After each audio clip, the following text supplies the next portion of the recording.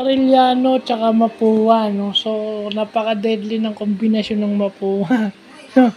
yung, yung, ah, Escamis tsaka si Paulo Hernandez. Si Clint Escamis, si Paulo Hernandez, tsaka to si Warren Bonifacio. And to think na si si Warren Bonifacio big man na may mid-range shooting, mas mahirap tapatan 'yun.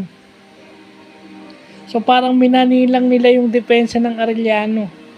Kasi kahit si Warren Bonifacio ini-extend o inuunat yung depensa ng Arellano. So hindi nila malimit si Warren Bonifacio when it comes to the inside kasi may mid-range May jump shot, may shooting. So kahit yung inside game nila, extended yung defense ng kalaban. Shooter mid-range, magaling si Warren Bonifacio sa mid-range.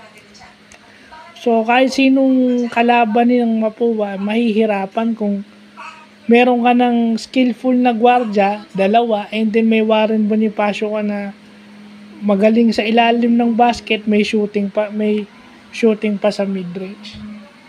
So kaya tambak yung Arellano. So wala, kahit saan mo depensahan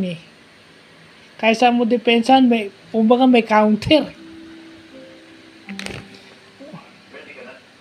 So pag umiscore ka, i-scorean ka rin sa kabila. Hindi mo na ma-stop. Yun ang objective ng basketball, umiscore ka tsaka ma-stop mo yung kalaban. Pero kung hindi mo na i-stop yung kalaban mo kahit umi-score ka, wala rin yun, talo ka pa rin. So, yun lang ang nangyari sa Arellano yung araw to. So, yun lang po.